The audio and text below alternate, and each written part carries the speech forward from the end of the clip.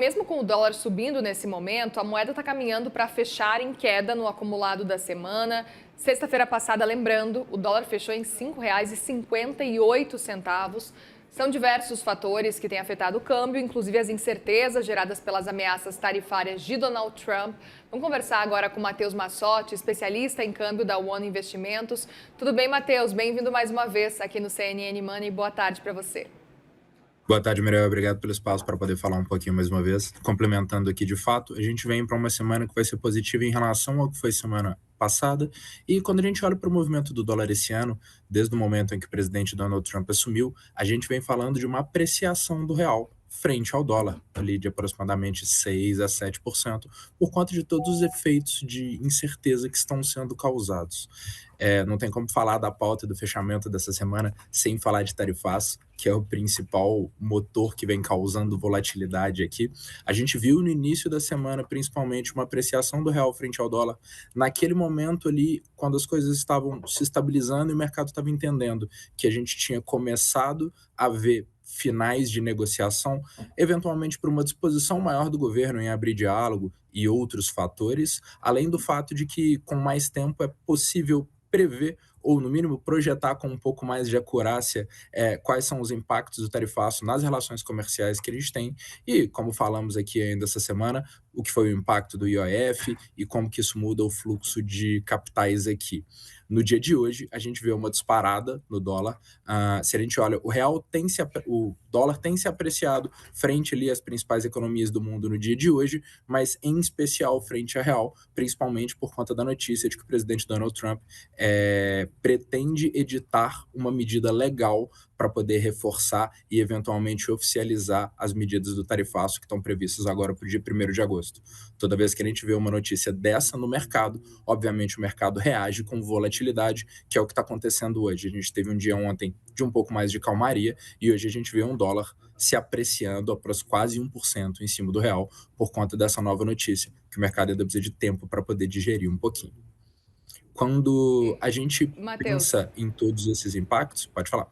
por favor, desculpe te interromper, mas eu vou continuar fazendo perguntas para a gente entender um pouco mais sobre esse cenário e queria entender Claro. justamente esse cenário todo do dólar, porque a gente acompanhou o fim do ano passado, o começo desse ano, mesmo quando Donald Trump foi eleito, a gente viu a combinação ali do pacote de cortes de gastos do governo federal com a isenção do imposto de renda, somado com a eleição de Donald Trump, foi aquela explosão, dólar chegando para além dos R$ 6.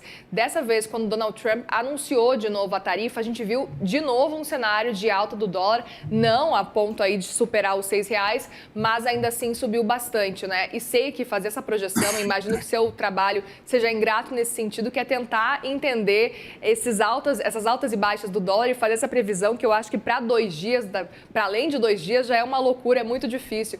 E aí eu queria entender um pouco mais sobre esse cenário, levando em consideração que semana que vem tem o dia D, que é o dia 1º de agosto, que é o dia aí final das tarifas. Portanto, o que esperar da próxima semana, levando em consideração que a gente teve, num primeiro semestre, um dólar que desvalorizou bastante, mas que agora, com esses movimentos sutis aí de comércio global, tem muita coisa que pode movimentar esse dólar.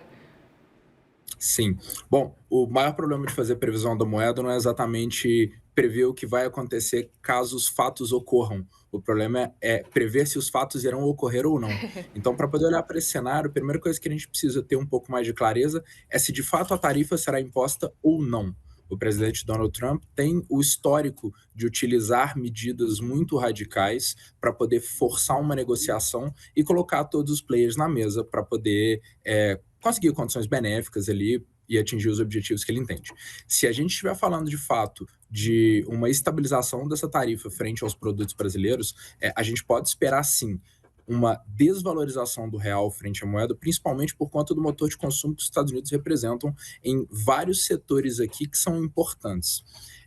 Depois disso, uma vez estabilizada essa situação, a gente vai ter que ver como os outros entes do comércio global vão se comportar, porque esse vai ter um impacto inflacionário nos Estados Unidos de alta de preço, e isso deixa um pouco de questionamento de até onde essa política pode ser saudável, até para a própria moeda americana, e o quanto isso pode impactar na credibilidade da moeda americana enquanto injetores de recursos no mundo inteiro lá.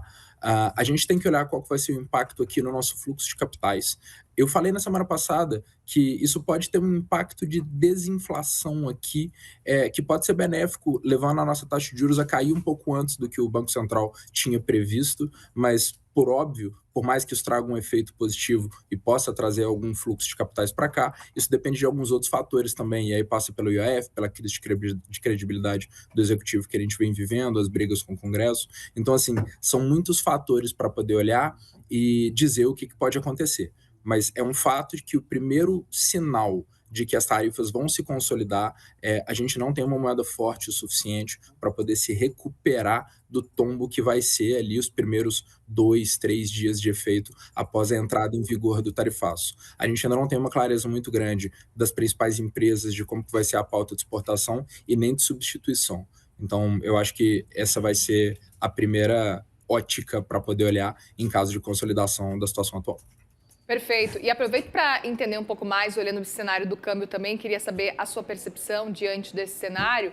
O que depende, por exemplo, para acompanhar essa alta ou não do câmbio, essa valorização? Por exemplo, hoje é um dia em que o dólar está se valorizando. A gente está acompanhando essa expectativa de talvez um acordo entre União Europeia e Estados Unidos, algo semelhante ao que aconteceu com o Japão, que a gente viu que fez com que o dólar se valorizasse ainda mais. E aí queria entender, talvez aí diante dessa possibilidade de novos acordos, isso pode fazer com que o dólar se valorize, né? E, de modo geral, para o Brasil, tudo depende também de como que o Brasil vai ser impactado, porque dependendo do real pode sentir bastante. É mais ou menos isso? É mais ou menos isso, sim. Quando a gente teve uma guerra tarifária, na última vez em 2020, na última gestão do presidente Donald Trump, nós vivemos uma situação que foi, mesmo existindo uma guerra tarifária, quando o presidente emitiu uma tarifa contra a China, o real se valorizou, porque uma das pautas de exportação que a gente tem para os Estados Unidos, que os Estados Unidos tinham para com a China naquele momento, era a pauta de soja, que é uma pauta que é concorrente com a gente aqui. Então, uma forma de retaliar que qualquer outro ente do mundo pode adotar frente aos Estados Unidos é desviar os fluxos de compra para outros países. Então, como a gente tem algumas pautas de agro que são parecidas ali com o mercado americano, a depender de como o restante do mercado mundial se comporte, vários fluxos financeiros que eram direcionados para poder comprar produtos nos Estados Unidos, principalmente produtos agrícolas e de base, seriam direcionados para cá, e aí com isso, mesmo havendo uma guerra comercial acontecendo naquele momento, o real se valorizava frente às outras moedas por conta dessa expectativa. Obviamente, a gente tinha naquele momento ali diversos outros pontos de para casa para poder fazer e diversas outras crises acontecendo que impediam que essa valorização fosse expressiva. Então, bom, quando a gente olha para cá, agora a gente está falando, em 2025, de uma tarifa direcionada a nós, é o impacto direto. Ponto é, como o restante do mundo vai se comportar é extremamente importante para a gente poder entender quais vão ser os impactos aqui, mas principalmente antes da entrada em vigor do tarifaço, a forma como os Estados Unidos vem negociando com outros players pode dar um indicativo de como pode vir a coisa para o nosso lado também. Se a gente estiver falando de acordos mais brandos, com principalmente economias em degrau de desenvolvimento mais próxima da nossa, isso pode dar um indicativo nos próximos dias que as tarifas podem ser um pouco mais brandas do que o presidente Donald Trump vem anunciando esse tempo inteiro. Então, é importante acompanhar, principalmente nesse momento, o noticiário político e o que está sendo falado, e acho que nesse momento, menos o que os indicadores econômicos estão trazendo de previsão para a gente. Perfeito. Aproveito também para te perguntar, nesse momento, para quem pensa em viajar, qual o melhor caminho? Ainda é o caminho de comprar aos poucos ou, nesse caso, por exemplo, essa semana o dólar estava em 5,51. É a hora de sair comprando correndo ou ainda assim comprar aos poucos? Mesmo agora, hoje está 5,56 mais ou menos. Qual que é o caminho nesse caso que você indicaria?